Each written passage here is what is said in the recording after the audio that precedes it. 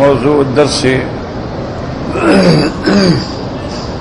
في أحوال المحشر وأحوال السعداء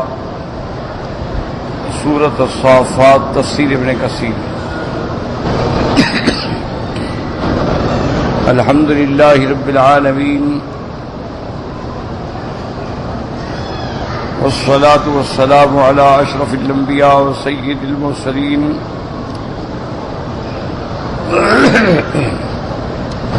سيدنا محمد وعلى آله وأصحابه أجمعين. اللهم صل على سيدنا محمد وعلى آل سيدنا محمد كما صليت على إبراهيم وعلى آل إبراهيم في العالمين إنك حميد مجيد. أعوذ بالله من الشيطان الرجيم. بسم الله الرحمن الرحيم.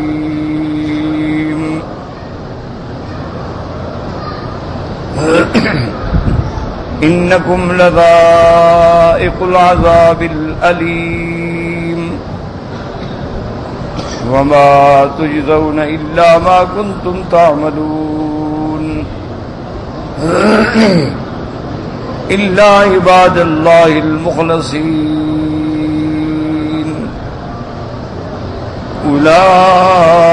أولئك لهم رزق معلوم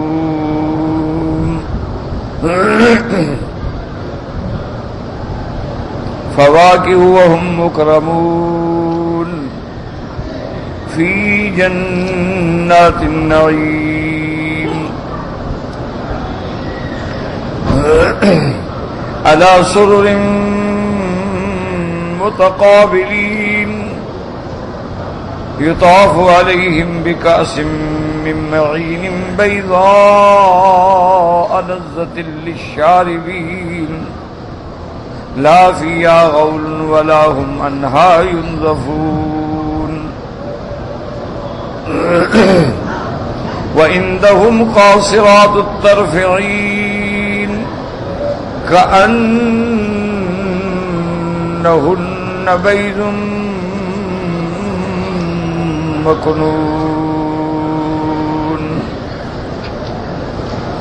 اللہ تبارک و تعالی نے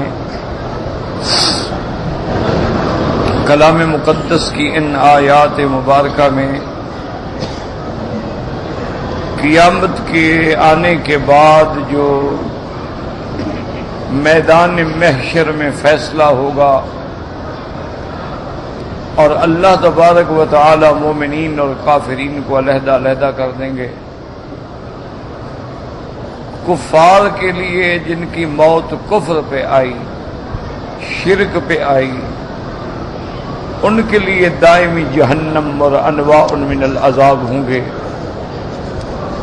اور جن کا اللہ تبارک و تعالی کی رحمت سے اور توفیق سے موت ایمان پہ آئی، خاتمہ ایمان پہ ہوا، توحید پہ ہوا، ان کے لیے دائمی جنت ہوگی اور جنت کی نعمتیں ہوں.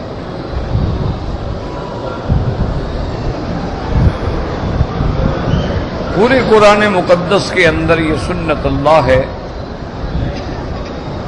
کہ اگر ایک طرف اللہ نے اشقیاء کا ذکر کیا ہے، کافروں کا ذکر کیا ہے، مشرکوں کا ذکر کیا ہے، منافقوں کا ذکر کیا ہے، ان کی سزاؤں کا ذکر کیا ہے، تو اس کے مقابلے میں پھر اللہ نے ایمان والوں کا بھی ذکر کیا ہے، عباد مخلصین کا ذکر کیا ہے، جنت کی نعمتوں کا ذکر کیا ہے، تاکہ تقابل جب ہوتا ہے تو الاشیاء تتباین بالازداد، کہ جب دونوں ضدین ایک دوسرے کے سامنے ہوں تو پھر آدمی کے لیے سمجھنا بڑا آسان ہے. آپ نے پہلے پڑھا ہے کہ سارا ذکر جو تھا وہ تھا کافروں کے بارے میں، مشرکوں کے بارے میں، کہ احشر الذین ظلموا وازواجہم وما كانوا يعبدون من دون اللہ فاہدوہم الی صراط الجحیم. یہ سارا کفار کا ذکر. پھر اللہ نے ان کا تخاصم کا بیان فرمایا کہ جب جہنم میں جائیں گے تو وہاں جو کمزور تھے، مستضعفین تھے، وہ مستکبرین اور مترفین سے جھگڑیں گے، اقبل بعضهم على بعض يتساءلون قالوا انکم کنتم تأتوننا عن الیمین، کہ تم نے اپنی قوت اور طاقت سے ہمیں اسلام سے روکا، ہمیں دین سے روکا، ہمیں توحید سے روکا، ہمیں حق پہ چلنے سے روکا ہے۔ تو وہ کہیں گے کہ نہیں، ہم نے نہیں روکا تھا، تم خود ہی مجرم تھے، اور آج تو ہم دونوں جہنم میں ہیں۔ فإنہم یومئذ فی العذاب مشترکون، اللہ نے فرمایا انا کذالک نفعل بالمجرمین، اسی طرح ہم مجرموں کو سزا دیتے ہیں۔ اور ان کا سب سے بڑا جرم کیا ہے؟ وہ ہے بغاوت، کہ انہم کانوا اذا قیل لهم لا الہ الا اللہ یستکبرون، جب ان کو توحید کی دعوت دی جاتی ہے، جب ان کو کہا جاتا ہے کہ کوئی معبود برحق نہیں مگر اللہ تبارک و تعالی، تو وہ تکبر کرتے ہیں اور انکار کرتے ہیں اور اعراض کرتے ہیں۔ وَيَقُولُونَ آئِنَّا، اور کہتے ہیں کہ ہم اپنے آلہہ کو چھوڑ دیں کہ شاعر اور مجنون کے کہنے سے نعوذ باللہ۔ بل جاء بالحق، اللہ کا نبی نہ مجنون ہے نہ شاعر ہے، بلکہ اللہ کا قرآن لے کے آیا ہے، وصدق المرسلین، اور پیغمبروں کی تصدیق کرنے والا۔ اب اس قسم کے جو کفار ہیں ان کے نتیجہ کہ انکم لذائق العذاب العلیم، میرے مدنی پاک کو شاعر و مجنون کہنے والوں تم دردناک عذاب چکھو گے۔ وما تجزون الا ما کنتم تعملون، اور تمہیں جزا اور سزا نہیں دی جائے گی مگر اس کی جو تم نے خود عمل کیے ہیں۔ الا عباد اللہ المخلصین، ہاں جو میرے بندے ہیں پسندیدہ چنے ہوئے، جن کو میں نے چن لیا ہدایت کے لیے، اللہ تبارک و تعالی ان کو ہر قسم کے عذاب سے بھی محفوظ رکھیں گے، اور اس کے علاوہ ان کے لیے عظیم نعمتیں بھی ہوں گی۔ یعنی جب کفار کا یہ عالم ہوگا کہ وہ پریشانیوں میں، ذلتوں میں، خواریوں میں ہوں گے، لیکن ایمان والے لا یحزنہم الفزع الاکبر، اس دن کی پریشانی سے بھی ان کو کوئی غم نہیں ہوگا، اور اللہ تبارک و تعالیٰ کے فرشتے بھی ان کو سلام کرتے ہوں گے، اور وہ اللہ کی نعمتوں میں ہوں گے۔ اب ذکر آ رہا ہے مومنین کا کہ ان کو اللہ جو انعام دیں گے وہ کیا ہوگا۔ فرمایا اولئک لہم رزق معلوم، ان کے لیے ہے رزق معلوم۔ رزق معلوم سے کیا مراد ہے؟ جنت، یعنی عباد اللہ المخلصین کے لیے جو ہے جنت ہے۔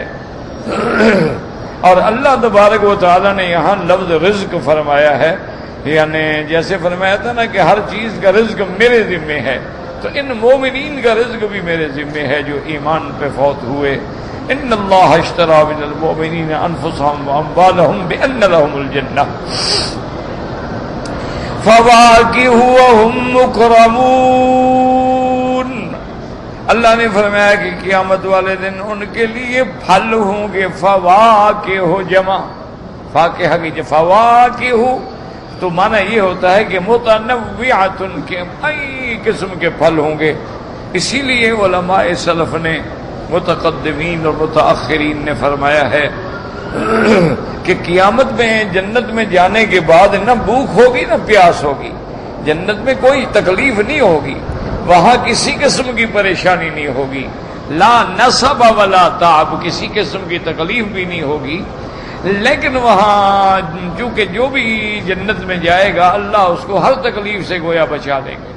اس لیے علماء فرماتے ہیں کہ اگر خیر محض ڈھونڈنی ہو کہ خیر ہی خیر ہو تو وہ جنت ہے، جس میں خیر ہی خیر ہوگی لیکن شر نہیں ہوگا، اور شر محض جو ہے وہ جہنم ہے کہ جس میں شر ہی شر ہوگا، خیر ہوگی ہی نہیں۔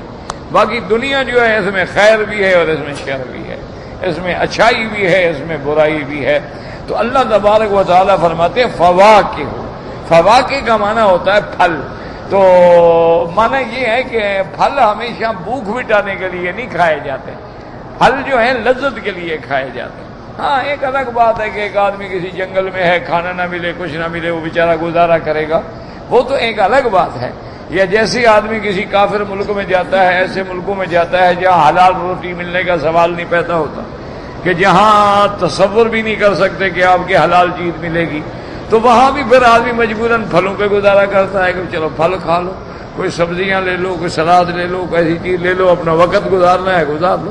ورنہ عام طور پر جو قاعدہ ہے وہ یہی ہے کہ جب آپ سب مہمانوں کو کھانے کھلاتے ہیں تو کھانے سے فارغ ہونے کے بعد کہتے ہیں بھی اب پھل لے آؤ. تو پھل لذت کے لیے کھایا جاتا ہے، وہ بھوک مٹانے کے لیے نہیں کھایا جاتا. تو اس میں اشارہ ہوا کہ جنت میں خواہش تو ہوگی لیکن تکلیف نہیں ہوگی، وہ لذت کے لیے ان کو ہر چیز پیش کی جائے. فرمایا فواکہ وہم مکرمون. اب اللہ نے ساتھ یہ بھی فرما دیا، صرف یہ نہیں کہ ہم ان کو پھل دیں گے بلکہ اکرام بھی ہوگا، احترام بھی ہوگا. تو اس سے معلوم ہوا کہ آدمی یہ نہیں ہوتا کہ صرف مہمان کو اچھا کھانا پیش کر دے، مہمان کے آگے پھل رکھ دے، بلکہ یہ بھی لازم ہوتا ہے کہ مہمان کا اکرام کرے، مہمان کی عزت کرے، احترام کرے، کہ وہ جس مرتبے کا آدمی ہے، وہ جس مقام کا آدمی ہے، اس کو وہی مقام دے. اس کی عزت کرنا بھی ضروری ہے. ورنہ یہ ہے کہ آدمی کھانا دے، بڑے بڑے پھل کھلائے لیکن بے عزتی کے ساتھ کھلائے، توہین کر کے کھلائے، یا آگے پھینک دے کھاؤ جی بھرو پیٹ بھرو، تو یہ تو پھر کوئی تکریم نہ بنا. نہیں، ہم ان کو کھانے بھی دیں گے، ہم ان کو پھل بھی دیں گے اور اکرام بھی کریں گے کہ ان کے خادم ہوں گے، ان کے سامنے کام کرنے والے ہوں گے اور وہ ہزاروں کی تعداد میں ہوں گے اور بڑے اکرام و احترام کے ساتھ ان کو پیش کیا جائے.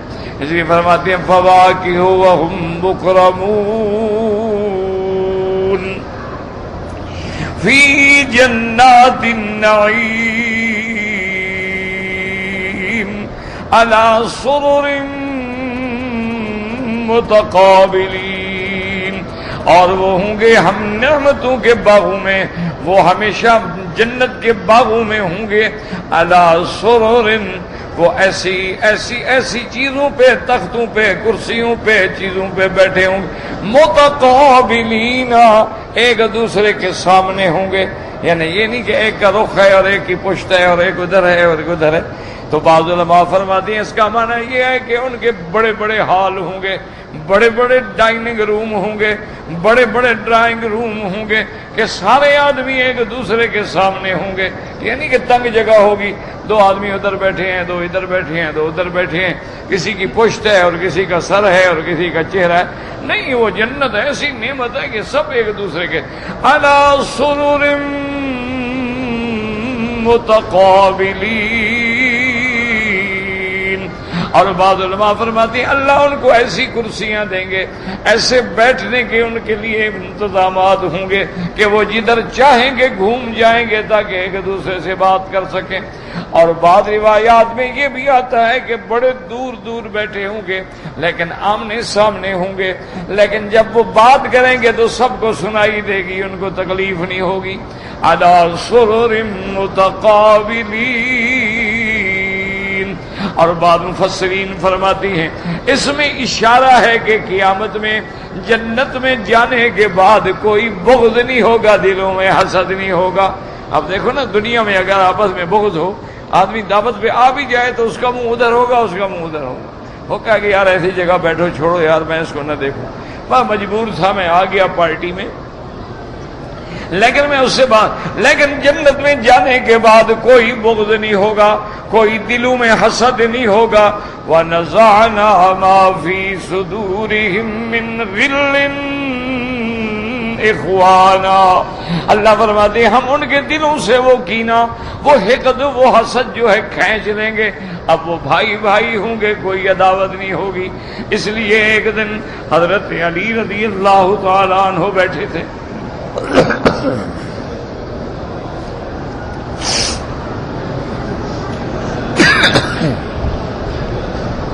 تو حضرت علی رضی اللہ تعالی عنہ تشریف فرماتے کہ حضرت طلحہ ہے. چونکہ حضرت علی رضی اللہ تعالی عنہ کی اور بی بی عائشہ کی جنگ ہو گئی،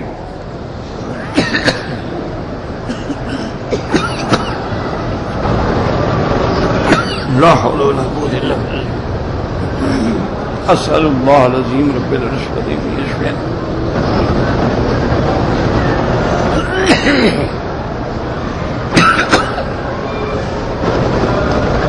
وہ ایک حادثہ تھا لیکن ہو گیا. اور یاد رکھو یہ جنگ لڑائی یہ ہو جاتی ہے، بھائیوں میں بھی ہو جاتی ہے، باپ بیٹے میں بھی ہو جاتی ہے. اور سیدنا علی اور سیدہ عائشہ رضوان اللہ علیہم اجمعین، وہ تو بالکل ایک حادثہ تھا، اتفاق تھا، منافقین نے فائدہ اٹھا کے دونوں کو غلط طریقے سے لڑا دیا، وہ دونوں نہیں لڑنا چاہتے۔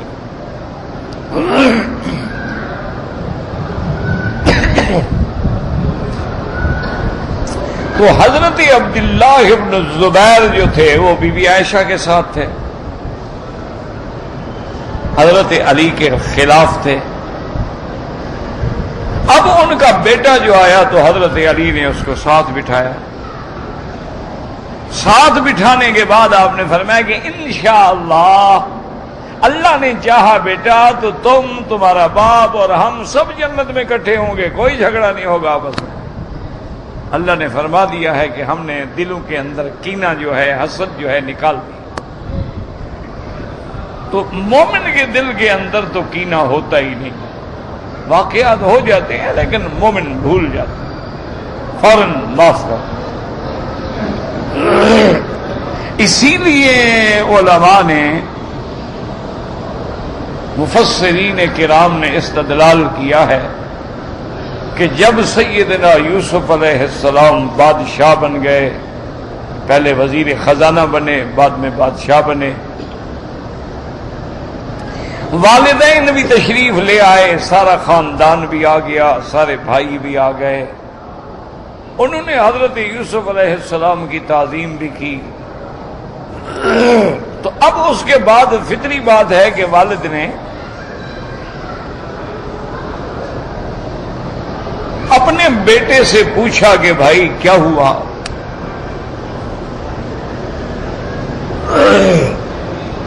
تو سیدنا یوسف علیہ السلام نے ذکر شروع کیا کہ اللہ کا بڑا شکر ہے، اخرجنی من السجن وجاء بکم من البدو، کہ اللہ کا بڑا بڑا شکر ہے کہ اس نے مجھے قید خانے سے نکالا اور آپ لوگوں کو دیہاتی زندگی سے نکال کے شہر میں لایا، ہمیں ملایا، تو اللہ کا بڑا شکر ہے، بڑا کرم۔ اب مفسرین فرماتے ہیں کہ بھئی واقعات کا مقصد بیان کا تو یہ تھا نا کہ حضرت یوسف علیہ السلام اپنا واقعہ وہاں سے شروع کرتے کہ ابا جان جب میرے بھائی مجھے لے گئے، انہوں نے جا کے مجھے کنویں میں پھینکا، پھر اس طرح قافلہ آیا، مجھے کنویں سے نکالا گیا، مجھے مصر کے بازاروں میں بیچا گیا، عزیز مصر نے مجھے خریدا اور امرات العزیز نے پھر مجھ پہ ڈورے ڈالے، پھر اس کی وجہ سے مجھے جیل جانا پڑا۔ تو قصہ تو وہاں سے شروع ہوتا تھا۔ بھئی حضرت یوسف علیہ السلام، حضرت یعقوب کا اتنی مدت کے بعد نکاح ہو رہا ہے، اتنی مدت کے بعد باپ بیٹا مل رہے ہیں، تو آدمی تو ابتدا سے قصہ سناتا ہے نا کہ ہم جب بچھڑے تو کیا ہوا۔ لیکن یوسف علیہ السلام نے یہاں سے شروع کیا کہ اخرجنی من السجن، کہ اللہ کا بڑا کرم ہے، اس نے مجھے جیل سے نکالا، آپ کو جنگل سے نکالا، ہمیں آج تخت میں بٹھایا، اللہ بڑا تیرا شکر۔ اور میں نے جو خواب دیکھا تھا، اللہ نے میرے اس خواب کو بھی سچا کر دیا۔ کہ قال یا ابت ھذا تأویل رؤیای من قبل، میرا اب ابا یہ میرے اس خواب کی تعبیر ہے جو میں نے خواب دیکھا تھا۔ تو اس لیے علماء فرماتے ہیں کہ حضرت یوسف کو جب بھائیوں نے پہچان لیا اور انہوں نے کہا انت یوسف، قال انا یوسف وھذا اخی قد من اللہ علینا، اللہ نے ہمیں ملا دیا ہے، انہوں نے کہا یوسف ہمیں معاف کر دو، ہم معافی مانگتے ہیں۔ تو حضرت یوسف نے فرمایا تھا لا تثریب علیکم اليوم، تم پر آج کے بعد میں کوئی تانا بھی نہیں دوں گا۔ تو اس لیے علماء فرماتے ہیں کہ یوسف علیہ السلام اگر ابتدا سے قصہ شروع کرتے تو بھائیوں پہ تو الزام آتا نا، اور وعدہ فرما چکے تھے کہ میں تو تانا بھی نہیں دوں گا، تو پھر تانا شروع ہو جاتا نا، اس لیے وہ ذکر ہی چھوڑ دیا۔ اور اگر آپ فرماتے کہ جناب مجھے عزیز مصر نے ورگلایا اور مجھے ڈورے ڈالے اور دروازے بند کیے اور میں دوڑا اور میں بچ گیا، پھر مجھے ناحق جیل میں ڈالا گیا، تو عزیز مصر پر اور اس کی بیوی پہ حرف آتا، کہ اس کی بیوی نے کتنا ظلم کیا، اور عزیز مصر نے کتنا ظلم کیا کہ جانتا ہے کہ یوسف بے گناہ ہے پھر بھی جیل میں ڈال رہا ہے، تو جن کے گھر میں میں نے زندگی گزاری ہے، کھانا کھایا، نمک کھایا ہے، اب ان کا گلہ کروں؟ گزر گئی بات، بس شان کریم یہ ہوتا ہے، وہ بھول جاتا ہے، پھر غلطیوں کو یاد نہیں کرتا۔ اس لیے حضرت یوسف علیہ السلام نے وہ قصے کا ذکر ہی نہیں کیا۔ اگر جیل میں ڈالا، کیوں ڈالا جی؟ تو پھر تو امراۃ العزیز آتی نا اس میں، پھر تو عزیز خود آتا اس میں کہ نہ حق مجھے جیل میں ڈالا۔ میں اب اللہ کا شکر ہے میرا خواب سچا ہو گیا، اللہ نے مجھے تخت پہ بٹھا دیا، اللہ نے میرے سامنے میرے بھائیوں کو سرنگوں کر دیا، اللہ نے مجھے جیل سے نکال دیا، اللہ تبارک و تعالیٰ آپ کو لے آئے، اور کیا چاہیے؟ بس بات ختم ہو گئی۔ تو یہ شان ہوتی ہے کریم کی۔ تو اس لیے حضرت علی نے بھی فرمایا کہ بیٹا قیامت میں انشاءاللہ ہم اکٹھے ہوں گے اور جنت میں ہوں گے۔ وَنَزَعْنَا مَا فِي صُدُورِهِم مِّن غِلٍّ إِخْوَانًا، اور ہم بھائی ہوں گے اور ہمارے دلوں میں کوئی حسد، کوئی کدورت، کوئی کینہ نہیں ہوگا۔ اس لیے بڑا سوال پیدا ہوتا ہے نا کہ اللہ نے قرآن میں فرمایا ہے کہ جنت میں جانے کے بعد جنتی جو مانگے گا اللہ دے گا۔ اللہ نے قرآن میں یہ وعدہ فرمایا کہ وَلَكُمْ فِيهَا مَا تَشْتَهِي أَنفُسُكُمْ وَلَكُمْ فِيهَا مَا تَدَّعُونَ، جو تمہارا جی خواہش کرے گا وہ ملے گا، جو مانگو گے وہ ملے گا۔ تو اب سوال پیدا ہوتا ہے کہ ایک ہے اعلیٰ درجے میں، ایک ہے درمیانے درجے میں جنت میں، ایک ہے نیچے کے درجے میں۔ تو اگر یہ نیچے والا مانگے کہ اللہ مجھے اوپر والا درجہ دو، تو جو مانگے گا ملے گا۔ اگر ملے گا تو پھر اوپر والے کا اور نیچے والے کا فرق کیا رہا؟ اور اگر نہیں ملے گا تو اس وعدے کا کیا ہوا کہ جو مانگے گا وہ ملے گا؟ بھئی وہ تو مانگ رہا ہے کہ مجھے بھی اعلیٰ درجہ میں بھیجو، کون چاہتا ہے کہ میں نیچے کے درجے میں رہوں؟ تو علماء نے فرمایا کہ وجہ یہ ہے کہ دنیا میں ایک دوسرے کا درجہ دیکھ کے بندے کا دل کرتا ہے کہ یار دیکھو وہ فرسٹ کلاس میں جا رہا ہے اور میں تھرڈ کلاس میں بیٹھا ہوں، مجھے بھی فرسٹ میں ہونا چاہیے۔ قیامت میں یہ بات دلوں میں ہوگی نہیں۔ جو جہاں ہوگا وہ اتنا مطمئن ہوگا، اتنا خوش ہوگا کہ کوئی اور تمنا کرے گا ہی نہیں۔ تو اس لیے اللہ تبارک و تعالیٰ کا نظام جو ہے وہ قائم رہے گا۔ اسے فرمایا علی سرر متقابلین یطاف علیہم بکاس من معین، اور ان کے اوپر ان کے خدام جو ہیں وہ بڑے بڑے پیالے، بڑے بڑے جام لے کے شراب کے بھرے ہوئے پھرتے ہوں گے۔ انہوں نے پکڑے ہیں، ٹرے پکڑی ہے، جام بھرے ہوئے ہیں، اپنی ضرورت کے مطابق، اپنی خواہش کے مطابق اٹھاتے چلے جائیں۔ بیضاء، اور وہ شراب جو ہوگی سفید ہوگی، خالص، لذت للشاربین،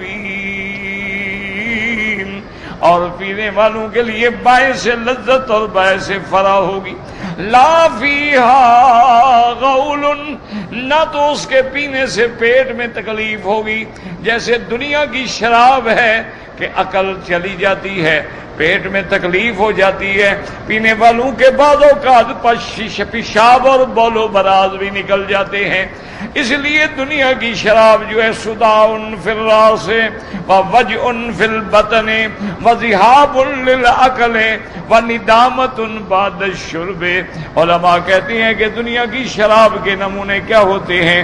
پیٹ کے لیے عذاب ہے، عقل کو ظاہر کرنے والی ہے، پینے کے بعد شرمندگی ہے، ندامت ہے، دلالت ہے، رضالت ہے، انسان کو پتہ نہیں ہے، اپنا ہوش نہیں ہے کہ میں نے کیا کیا ہے۔ اللہ تبارک و تعالی رحمت فرمائے۔ اس لیے وہ کہتے ہیں نا کہ جی شرابی جو تھا نا نشے میں پیشاب کرنے کے لیے بیٹھا تو آگے تھا پتھر، تو پتھر پہ جو پیشاب کی دھار پڑی تو اڑے، تو چھینٹے آئے تو کہتے اللہ میاں تیری بڑی رحمت ہے، بڑی مزیدار بارش ہو رہی ہے۔ شراب کا تو پھر یہی ہوتا ہے، پھر شراب پینے کے نتیجے تو پھر دنیا میں یہی ہوتے ہیں، آخرت میں یہی ہوتے ہیں۔ لیکن وہ جنت کی شراب ہے، لا فیہا غول، نہ اس میں کوئی پیٹ کا درد ہوگا، ولا ہم عنہا ینزفون، اور نہ اس کے پینے سے ان کا عقل زائل ہوگا، ان کا کوئی عقل بھی زائل نہیں ہوگا، بلکہ عقل بھی تام ہوگا، ہر چیز تام ہوگی اور بالکل وہ صحیح معنی میں ہوں۔ فرماتی ہیں وَإِنْدَهُمْ قَاصِرَاتُ الطَّرْفِ عِينٌ، اور ان کے پاس نظر جھکانے والی بڑی بڑی آنکھوں والی عورتیں ہوں گی جنت میں۔ نظریں نیچے کرنا حیا کی علامت ہے۔ آج تو عورت کہتے ہیں اس کو ہے نا جو آنکھوں میں آنکھ ڈال کے بات کرے، کہتے ہیں جی بڑی سمجھدار، بڑی قابل، بڑی طرار اور بڑی تیز عورت ہے، لیکن ایمانداروں کی عورتوں کی صفت یہ ہے کہ ان کی آنکھیں جھکی ہوتی، حیا سے آنکھیں اٹھ نہیں سکتی۔ وَإِنْدَهُمْ قَاصِرَاتُ الطَّرْفِ، بعض علماء نے فرمایا نظر جھکی ہوئی، اور بعض علماء فرماتے ہیں یہ کنایا ہے کہ ان کی نظریں اپنے شوہر پہ ہوں گی، لوگوں پہ نہیں اٹھیں گی، اپنے شوہر پہ محدود ہیں، اپنے خامد پہ محدود ہیں۔ اس کا حسن خامد کے لیے ہے، اس کا حسن بازار کے لیے نہیں ہے، اس کا حسن جو ہے وہ ماڈل نہیں ہے، اس کا حسن دنیا کا دکھلاوا نہیں ہے، وہ بازار میں ٹنگی ہوئی لاش نہیں ہے، وہ چلتی پھرتی ہوئی گندگی نہیں ہے، بلکہ وہ جنت میں محفوظ ہے۔ وہ ایسی عورت ہوگی کہ جس کو کبھی کسی انسان نے چھوا بھی نہیں ہوگا، کبھی کسی جن نے بھی ہاتھ نہیں لگایا ہوگا۔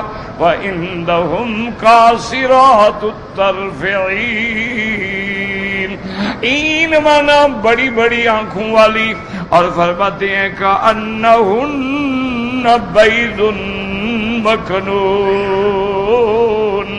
اللہ تبارک و تعالی نے فرمایا ہے کہ ان کی صفت ایسی ہوگی كَأَنَّهُنَّ بَيْضٌ، کہ جیسے انڈا اپنے چھلکے کے اندر کیسے محفوظ ہے، اس کی سفیدی کیسے محفوظ ہے، اس سے معلوم ہوا کہ عورت ہوتی ہی وہ ہے جو برقعے میں محفوظ ہو، عورت ہوتی ہی وہ ہے جو گھر میں محفوظ ہو، عورت ہوتی ہی وہ ہے جس کے اوپر پردہ چڑھا ہوا ہو، عورت ہوتی ہی وہ ہے کہ جس کی نظر شوہر پہ پڑے، جس کی نظر باپ پہ پڑے، بیٹے پہ پڑے، بھائی پہ پڑے، محرم پہ پڑے، غیر محرم پہ نہ پڑے۔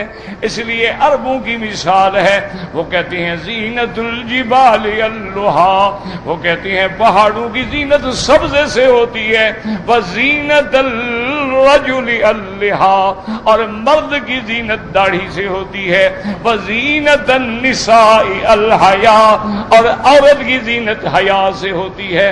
عورت کی بیوٹی، عورت کا حسن، عورت کا جمال حیا میں ہے۔ جب حیا نہ ہو، بے حیا ہو، تو پھر کیا جمال ہے، پھر کیا حسن ہے، پھر وہ حسن تو بازار کا ہے، وہ حسن تو بازاری ہے۔ عورت کے اللہ نے رشتے بنا دیے ہیں، وہ ماں ہے، وہ بیٹی ہے، وہ بہن ہے، وہ بیوی ہے، اس کے بعد کوئی رشتہ نہیں، پھر لٹکی ہوئی بازار میں طوائف ہے۔ لیکن آج کل دیکھ لو، اللہ معاف کرے جناب، کیا حال ہے۔ اسی لیے اکبر الہ آبادی تھا نا، بڑا شاعر گزرا ہے، بہت بڑا شاعر بھی تھا، اور کبھی کبھی وہ مزاح کے انداز میں بڑی چوٹ بھی کرتا تھا۔ وہ ایک دن کالج سے گزرا نا، تو کالج کی لڑکیوں کو دیکھا، یہ تو اس کے زمانے کی بات ہے، آج کی لڑکیاں دیکھتا تو پتہ نہیں کیا حال ہوتا۔ یہ تو اکبر کی بات ہے، یہ بھی تقریباً سمجھیں 100 سال پہلے کی بات ہے۔ تو اب تو ہم بہت ترقی کر گئے ہیں، اب تو بڑی روشن خیالی کا دور ہے، اب ہم بڑے ترقی یافتہ دور میں داخل ہو چکے ہیں، 21ویں صدی میں داخل ہیں ماشاءاللہ۔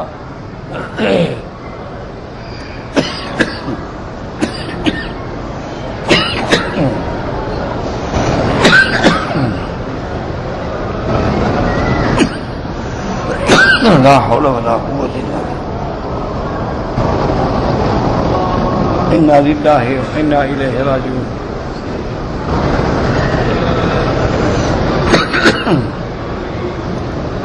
اب وہ میرے ڈاکٹر بھی تنگ آ گئے ہیں، میں بھی تنگ آ گیا۔ دعا آپ نہیں کرتے، مجھے میں جب کہتا ہوں آپ کہتے ہیں ہاں جی کرتے ہیں۔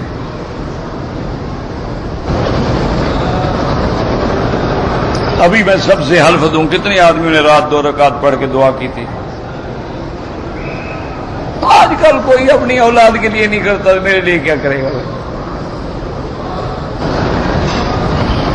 آج کل تو آدمی دعا ادھر کرتا ہے جہاں روکڑ کا فائدہ ہو، پیسہ ملے، پھر دیکھو جناب مولوی بھی بیٹھا رہے گا اور پیر بھی لمبی ساری رات دعا پہ لگے رہیں گے، پتہ ہو کہ مجھے اس کے بعد پیسے ملیں گے، مجھ سے کیا ملے گا بھائی؟ ایک قلندر آدمی سے کیا ملے گا؟ تو بہرحال اکبر الہ آبادی جب گیا، کالج کا حال دیکھا تو فوراً اس کے دماغ میں بات آئی، کہتے کہ یوں قتل کے بچوں سے وہ بدنام نہ ہوتا، افسوس کہ فرعون کو کالج کی نہ سوچی۔ کہتا ہے بنو اسرائیل کا 70,000 بچہ قتل کر دیا کہ موسیٰ پیدا نہ ہو، کالج بنا دیتا، کم کالج سے موسیٰ تھوڑا پیدا ہوتا، نہ بچے مارنے پڑتے اور نہ کوئی پیغمبر پیدا ہو سکتا۔ اس لیے حالات ہمارے تو یاد رکھیں کہ پورے قرآن میں دیکھیں، جہاں جہاں اللہ نے جنت کی عورت کا ذکر کیا ہے وہاں کیا فرمایا؟ کہیں فرماتے ہیں کأنہن الیاقوت والمرجان،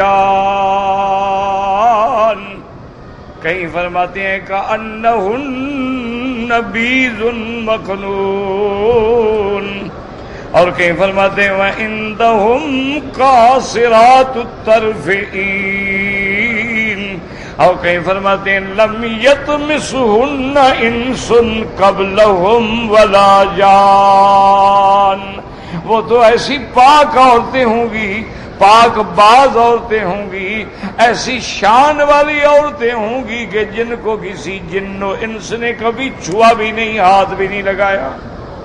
آج تو عورت وہ ہوتی ہے نا جو باقاعدہ ہاتھ ملائے اور گلے سے گلا لگائے، ہلا گلا ہو، کوئی بات ہو، آج کل تو اس کو عورت کہتے ہیں۔ یاد رکھو اس کو عورت کہنے کا شرعاً حق نہیں ہے، ایک بات یاد رکھو، عورت عربی کا لفظ ہے، ہمیشہ یاد رکھو، عورت جو ہے یہ عربی کا لفظ ہے۔ عورت الرجل من السرۃ الی الرکبۃ، اللہ نے حدیث پاک میں آتا ہے کہ مرد کا عورہ کیا ہے، یعنی وہ جگہ جو چھپانے والی ہو، ناف سے لے کر گھٹنے تک، یہ جگہ مرد کے لیے ہر حال میں چھپے گی، کیوں؟ یہ عورہ ہے۔ اگر اس میں ذرا بھی کھلی جگہ ہے تو نماز نہیں ہوگی۔ جیسے بہت سارے لوگ ہمارے احرام باندھتے ہیں، ناف کے نیچے چادر باندھتے ہیں، اوپر اتنا ظاہر ہے، تو خود بھی نعوذ باللہ ملعون بنتے ہیں اور دیکھنے والے پر بھی لعنت ہوتی ہے، اور اپنے عمرے کو بھی خراب کرتے ہیں۔ تو ناف سے لے کر تو گھٹنے تک عورہ ہے، اور عورت کے لیے سر سے لے کر پاؤں تک عورہ ہے۔ عورہ مانا وہ چیز جو چھپائی جائے، تو جب وہ آپ اوپن ایئر فائٹر ہے تو اس کو عورت کیوں کہتے ہیں؟ آپ اس کو آپ کچھ اور کہیں، جو مرضی آئے کہیں، لیکن یہ نہ کہیں کہ یہ عورتیں ہیں۔ عربی کا لفظ تو نہ بگاڑیں، عربی کا لفظ تو اسلام کا لفظ ہے، اس کو نہ استعمال کریں۔ فرماتے ہیں یخبر تعالی ان اہل الجنت انہ اقبل بعضهم علی بعض یتسالون، یعنی اللہ نے اب ان میں انکم یقول تعالی مخاطبا للناس، اللہ پاک بندوں کو فرماتے ہیں انکم لذائق العذاب العلیم وما تجزون الا ما کنتم تعملون، تمہیں جو سزا ملے گی وہ تمہارے عملوں کی سزا ہوگی۔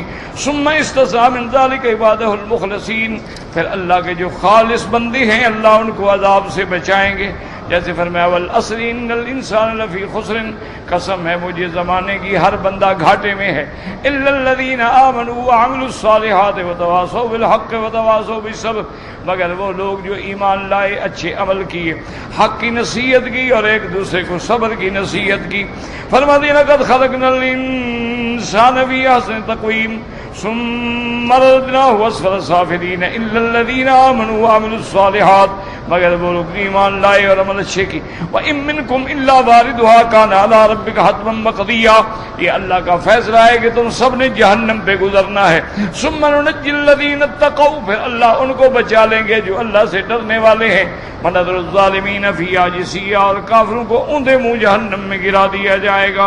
وَقَالَ تَعَالَىٰ كُلُّ نَفْسٍ بما کسبت رہینہ الا اصحاب الیمین ولہذا قال جل وعلا هؤلاء الا عباد اللہ المخلصین الیسوا یذوقون العذاب العلیم، جو اس کے خالص بندے ہیں، ایمان والے بندے ہیں، نہ ان کے لیے عذاب ہوگا، ولا یناقشون فی الحساب، یا نہ حساب میں مناقشہ ہوگا، بل یتجاوزون سیئاتہم ان کانوا سیئات ویجزون الحسنۃ بعشر امثالها الی 700 ضعف الی اضعاف کثیرۃ ما شاء اللہ تعالی من التضعیف واللہ اعلم۔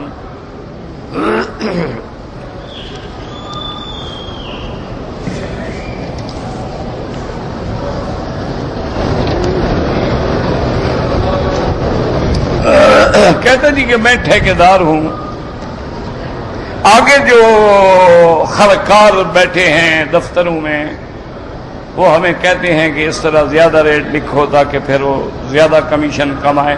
میرا بھائی صحیح بات تو یہ ہے کہ یہ سب چیزیں حرام ہیں، رشوت دینا بھی حرام ہے، لینا بھی حرام ہے، اس کے لیے ذریعہ بننا بھی حرام ہے۔ لیکن اگر کوئی آدمی مجبور ہے کہ اگر وہ نہ دے تو اس کو اپنا حق بھی نہیں ملتا ہے، تو اب دینے والے پر گناہ نہیں ہوگا، لینے والے پر گناہ۔ لیکن کوشش یہ کرو میرے بھائی کہ ایسے کام نہ کرو جن میں یہ مصیبتیں پڑیں۔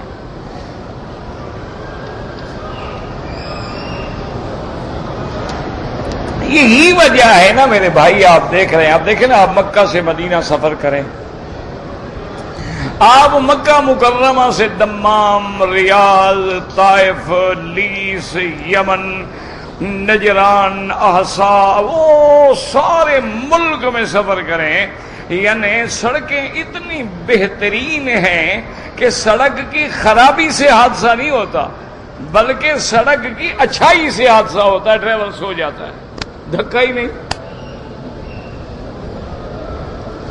یہ سڑکیں کیوں نہیں خراب ہوتی؟ حالانکہ اس میں بھی گھپلے ہوتے ہیں،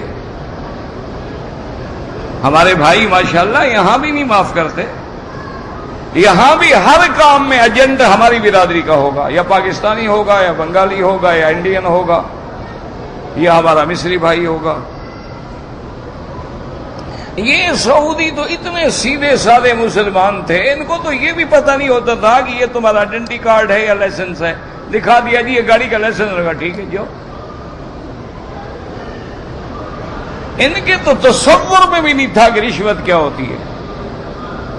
یہ تو جب سے ہم نے قدم رنجا فرمایا ہے نا، ہم نے ان کو ہر سبق پڑھایا ہے۔ میں کہا جناب آپ کیا کر رہے ہیں، آپ کرسی پہ بیٹھے ہیں، شام تک لاکھوں ریال کما سکتے ہیں، فکر نہ کرو، میں جو ہوں۔ یہ سارے راستے ہم نے انہیں دکھائے۔ یقین کریں کہ جو فلیٹ جب میں آیا نا جی، حرم کے قریب بہترین 4 کمرے کا فلیٹ امارت الاشراف میں، امارت الکاکی میں 8,000 میں ملتا تھا، 8,000 ریال کرایہ تھا۔ وہ پتہ ہے کہاں پہنچا؟ 80,000 ریال پہ۔ وہ کیوں پہنچا؟ میں نے 8,000 روپے مالک سے کرایہ پہ دے دیا، 1 کمرہ میں نے حج میں رکھ لیا، 3 کمرے میں نے 16,000 کے چڑھائے، یعنی 8,000 مالک کو دے دیا، 8,000 خود کمایا، سارا سال بھی بیٹھا۔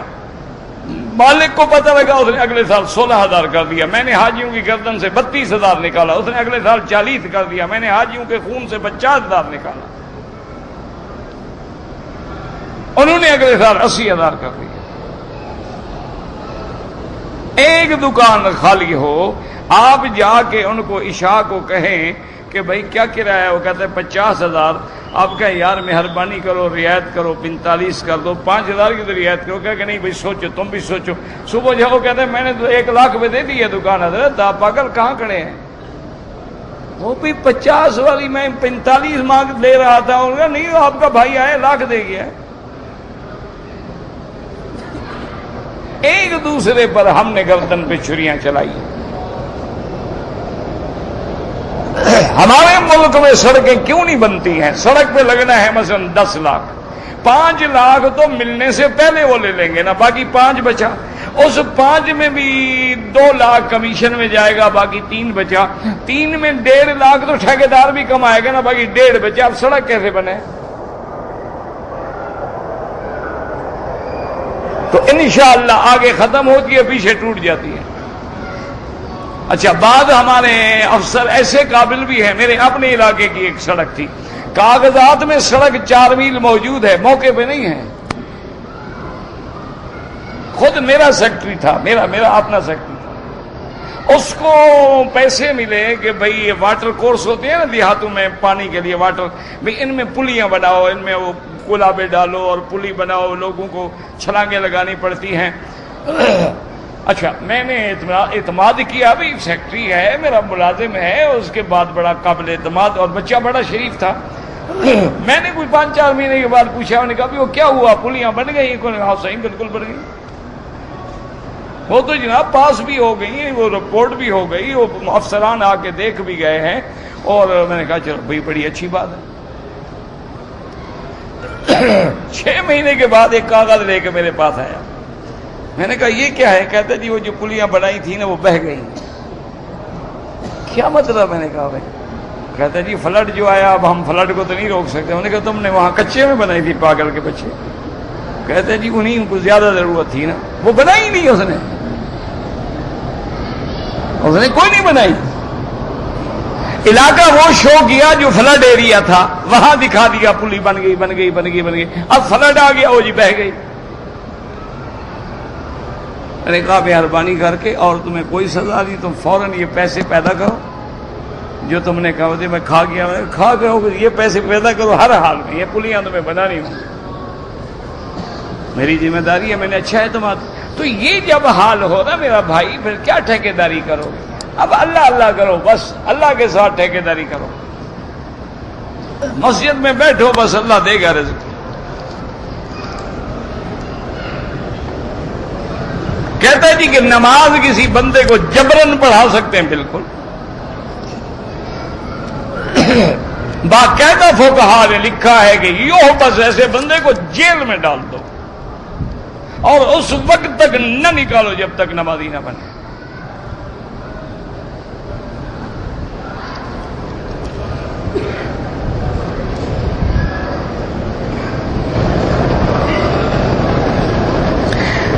کہتے ہیں جی کہ میری بیوی کے پاس اتنا زیور، اتنا پیسہ ہے کہ اس پر زکوٰۃ دینا ضروری ہے، لیکن جب میں اس کو یاد دلاتا ہوں کہ تم زکوٰۃ دو، کہتی ہے تم دو، تو میں تو دیتا نہیں ہوں۔ بہرحال زکوٰۃ اس کے ذمہ ہے، نہ دے تو قیامت میں منہ پکڑی جائے گی، تمہاری کوئی ذمہ داری نہیں۔ تم احسان کر کے اس کو جہنم سے بچاؤ تو دے دیا کرو، ورنہ شرعاً اس کی ذمہ داری ہے۔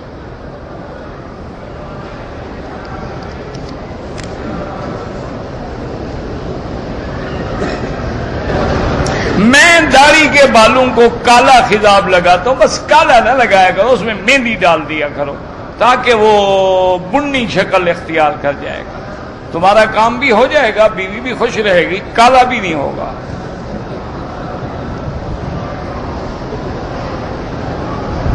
میرے لیے دعا کریں کہ میں مکی بن جاؤں، آج بن جائیں جی، میرے لیے اپنے نام کے ساتھ لکھ لیں، 10-15 نے پہلے رکھا ہوا ہے، تم بھی بن جاؤ، کیا فرق پڑتا ہے؟ 10-15 آئے ماشاءاللہ، آپ کا ہی مکی ہے۔ اچھا، جو کیسٹ ہو اس میں تقریر لوگوں کی اوپر نام میرا ہے، انا للہ و انا الیہ راجعون۔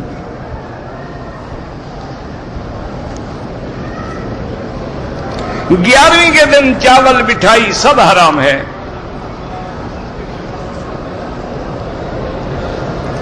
اگر بال مشین سے کٹوائے ہیں کوئی بات نہیں، شرط یہ ہے کہ مشین میں بال آئے تھے کہ نہیں۔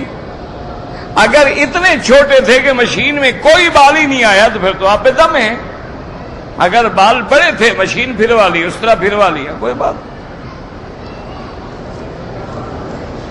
اسٹیٹ لائف انشورنس پالیسی بالکل حرام ہے، یہ ڈبل حرام ہے، اس میں سود بھی ہے، جوا بھی ہے۔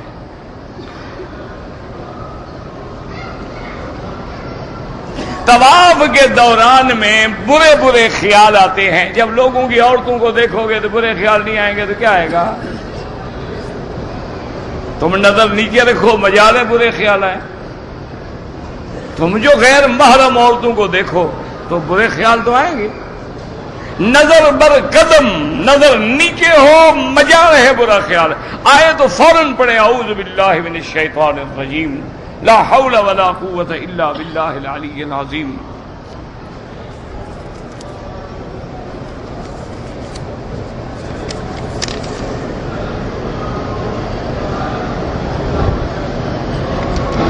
اللہ ہر مسلمان کو قرآن و سنت کی دعوت دینے کی توفیق دے۔ اگر ایک آدمی نے عمرہ کیا ہے، طواف و صفا مروہ کے بعد اپنے بال نہیں کٹائے، بیوی کے بال کاٹ دیے، کوئی بات نہیں۔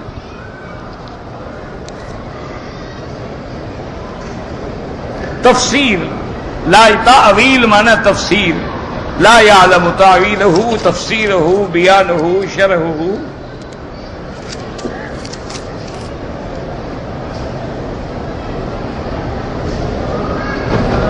میں نے اپنی بیوی کو نوٹس بھیجا، 3 مرتبہ طلاق لکھ کر بھیج دیا، کام ہو گیا پکا، آپ پوچھنے کی کیا ضرورت ہے؟ پہلے پوچھتے نا، گولی مارنے کے بعد جو پوچھو، بندہ تو مر گیا، اب فائدہ کیا ہوگا؟ آپ نے تو ماشاءاللہ گولی بھی نہیں ماری، برسٹ مارا ہے باقاعدہ، 3 گولیاں کٹھی۔ بہرحال بعض علماء اہل حدیث ایک مجلس میں 3 کو ایک شمار کرتے ہیں، ان سے رجوع کریں، اگر وہ فتویٰ دے دیں تو پھر تمہاری مرضی۔ احناف کے نزدیک کوئی گنجائش نہیں۔ عصر کے بعد طواف کے نفل حنفی حضرات مغرب کے بعد پڑھا کریں، باقی کوئی پڑھتا ہے اسے منع نہ کریں، ان کے پاس بھی گنجائش کی حدیث موجود ہے۔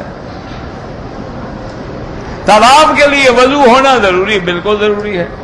یا محمد یا رسول اللہ یہ ناجائز ہے، یا حرف ندا ہے، اور پکارنے کا حق صرف اللہ کی ذات کے لیے۔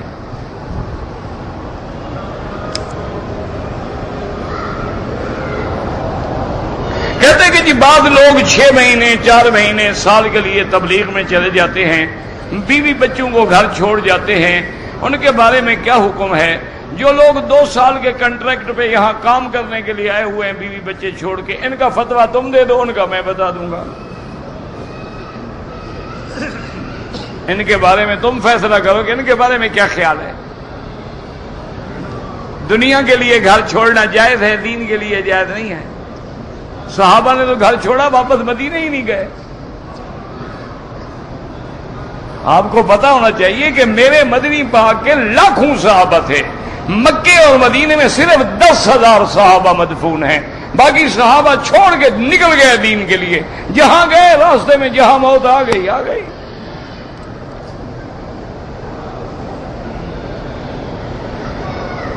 میری بیوی پر شیطانی اثرات ہیں، جن کا اثر ہے، اور وہ جن چھوڑ نہیں رہا۔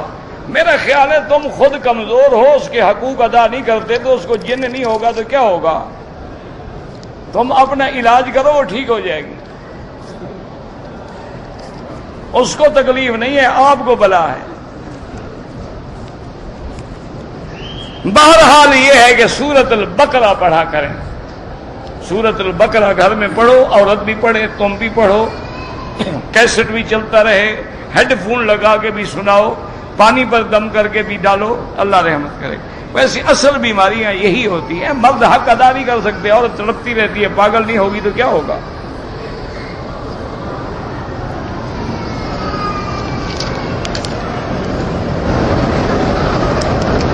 میں چھٹی سے آ رہا تھا، میرا ارادہ عمرے کرنے کا تھا، احرام بیگ میں چلا گیا، ماشاءاللہ۔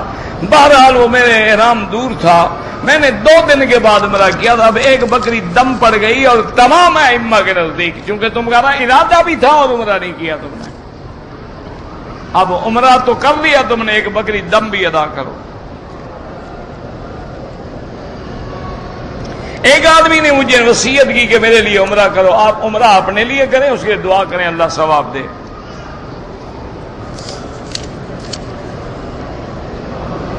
میرے پاس دکانیں بھی ہیں، مکان بھی ہیں جو میں نے کرائے پر دیے ہوئے ہیں، تو سال میں جو آمدنی ہو حساب کر کے زکوٰۃ دینی ہے، اپنی ساری آمدنی میں شامل کرو اس کو۔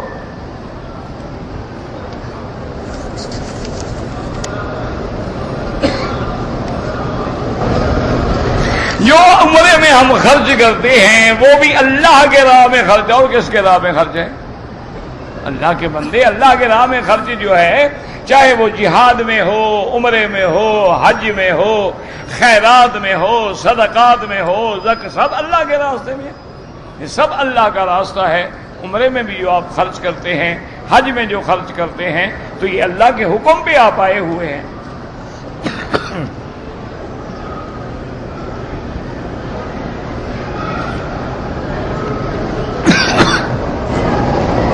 لا حول ولا قوة الا باللہ۔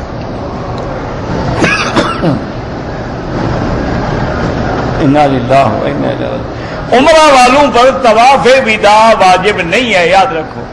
حج والوں پہ طواف الوداع واجب ہے، یعنی طواف چھوڑے گا دم پڑ جائے گی، لیکن عمرے والوں کے لیے طواف الوداع واجب نہیں ہے، لیکن افضل یہ ہے کہ کریں، افضل یہ ہے کہ طواف الوداع کریں، چونکہ ایک حدیث میں لفظ آتے ہیں وہ مطلق ہیں، ان یکون آخر العہد بالبیت الطواف، کہ تمہارا آخری کام یہ ہو کہ اس گھر کا طواف کرو، تو وہاں کوئی پابندی نہیں ہے حج ہے یا عمرہ ہے، تو اس لیے افضل یہ ہے کہ کرو، ورنہ واجب نہیں ہے۔ اور پھر ویسے بھی کرنا چاہیے، اللہ عالم پھر زندگی ہوگی تو کعبہ ملے گا، اللہ کے علم میں ہے نا، کیا پتا ہے پھر زندہ ہم رہیں گے نہیں رہیں گے، اللہ دوبارہ کعبہ نصیب فرمائیں گے نہیں فرمائیں گے، اس لیے آدمی طواف الوداع کرے۔ اور طواف الوداع کا معنی ہی یہ ہوتا ہے کہ جیسے آتے ہوئے طواف قدوم ہے، جاتے ہوئے طواف الوداع ہے، اور اس میں یہ دعا ہو کہ اللہ یہ ہمارا آخری چکر نہ ہو، لا تجعل آخر العہد، یا اللہ ہمیں بار بار اپنے دروازے کی حاضری نصیب فرما، بار بار ہمیں اپنے دروازے کی نمازیں اور اپنے دروازے کی عبادات سے متمتع فرما۔ واللہ اعلم۔ اللہم صلی علی سیدنا محمد وعلی آل سیدنا محمد کما صلیت علی ابراہیم وعلی آل ابراہیم فی العالمین انک حمید مجید۔ اللهم انت ربي لا اله الا انت الاحد الصمد الفرد الذي لم يلد ولم يولد ولم يكن له كفوا احد۔ اللهم رب الناس مذهب الباس اشف انت شافي لا شفاء الا شفاؤك شفاؤك لا يغادر سقما۔ اللهم اشفنا واشف مرضانا ومرضى من اوصانا واستوصانا ومرضى المسلمين برحمتك يا ارحم الراحمين۔ اللهم انا نعوذ بك عن البرص والجذام وعن سيء الاسقام۔ اعوذ بکلمات اللہ التامات من شر ما خلق۔ اعوذ بکلمات اللہ التامات من شر هذا الوجه۔ بسم اللہ ارقیک اللہ یشفیک ان کل داء یؤذیک۔ اللهم فرج هم المهمومین نفس کرب المکروبین واقض الدین عن المدینین واشفنا واشف مرضانا ومرضى المسلمین۔ اللهم انصر الاسلام والمسلمین۔ اللهم انصر المجاہدین فی کل مکان۔ اللهم اهلك اعداءك اعداء الدين۔ اللهم انزل عليهم بأسك الذي لا يرد عن القوم المجرمين۔ اللهم احفظ سائر بلاد المسلمين وهذا البلد الامين فاجعلها امنا مطمئنا سخاء رخاء الى يوم الدين برحمتك يا ارحم الراحمين۔ یا اللہ بیماروں کو شفا عطا فرما، یا اللہ اس عاجز کو بھی شفا عطا فرما، یا اللہ بیماروں کو شفا عطا فرما، یا اللہ بے حیاؤں کو حیا عطا فرما، بے دینوں کو دین عطا فرما، بے اولادوں کو اولاد عطا فرما، قرض داروں کے قرض عطا فرما، جن کے گھروں میں بچیاں ہیں ان کے رشتے آسان فرما دے، یا اللہ ہمیں مانگنا نہیں آتا بغیر مانگے عطا فرما دے، یا اللہ جو تیرے دین میں لگے ہوئے ہیں، قرآن پڑھ رہے ہیں، پڑھا رہے ہیں، تدریس ہے، تبلیغ ہے، تحفیظ ہے، مساجد ہے، مدارس ہیں، ان سب کی قدم قدم پہ حفاظت فرما، اپنے خزانے غیب سے رزق کے دروازے کھول دے، تادم حیات کسی بندے کا محتاج نہ فرما، یا ارحم الراحمین، یا اکرم الاکرمین۔ یا اللہ ہمیں اپنے دروازے سے نامراد و ناکام نہ لوٹا، یا اللہ اپنے شان کرم اور رحم کا معاملہ فرما، یسر امورنا فرج همومنا اقض حاجاتنا واشف مرضانا وارحم موتانا واستجب دعانا ولا تخيب رجاءنا برحمتك يا ارحم الراحمين۔ صلی اللہ تعالی علی خیر خلقہ سیدنا محمد وعلی آلہ وصحبہ اجمعین اجمعین اجمعین اجمعین اجمعین اجمعین اجمعین اجمعین اجمعین اجمعین اجمعین